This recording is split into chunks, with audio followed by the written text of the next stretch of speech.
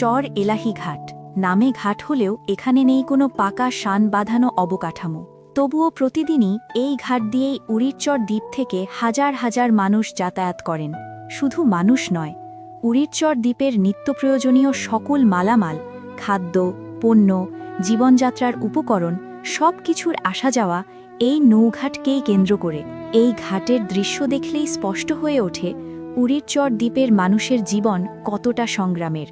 ১৯৭১ সালে বঙ্গোপসাগরের বুকে জেগে ওঠে এই ছোট্ট দ্বীপটি। ভৌগোলিকভাবে এটি নোয়াখালী জেলার কোম্পানীগঞ্জ উপজেলার সামান্য দক্ষিণে এবং সন্দ্বীপ উপজেলার একটু উত্তরে অবস্থিত। ১৯৮১ সাল থেকে ধীরে ধীরে এখানে মানুষের বসতি গড়ে উঠতে শুরু করে। সময়ের সাথে সাথে দ্বীপের উত্তর অংশে চর আরও বিস্তৃত হতে থাকে, আর নৌযানের যাতায়াত শুরু হয় চর এলাহি ঘাটকে ঘিরেই। কিন্তু দীর্ঘ সময় পেরিয়ে গেলেও এই ঘাটে গড়ে ওঠেনি কোনো পরিপক্ক বা নিরাপদ অবকাঠামো। জোয়ার থাকলে নৌযাতায়াত তুলনামূলক সহজ হলেও ভাটা নামলেই শুরু হয় সীমাহীন দুর্ভোগ। নারী, পুরুষ, বৃদ্ধ কিংবা শিশু সবাইকে কাদামাটি মারিয়ে নৌকা থেকে উপরে উঠতে হয়।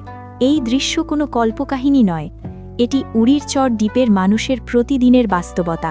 একটি জীবনের সঙ্গে আরেকটি জীবনের লড়াই, প্রকৃতির সঙ্গে মানুষের নীরব যুদ্ধ। দেশ স্বাধীন হয়েছে ৫৬ বছর। এই সময়ে বহু সরকার এসেছে, বহু পরিকল্পনার কথা বলা হয়েছে, কিন্তু উড়িরচর দ্বীপের মানুষের জীবনযাত্রায় মৌলিক পরিবর্তন আজও অধরাই রয়ে গেছে। আজকের ভিডিওটি এই পর্যন্তই, তবে অতি শীঘ্রই উড়িরচর দ্বীপ নিয়ে আসছে আমাদের একটি পূর্ণাঙ্গ প্রামাণ্যচিত্র।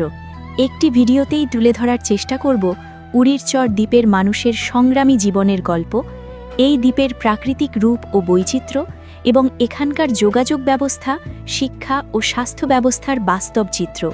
সেই গল্প দেখতে আমাদের সঙ্গেই থাকুন।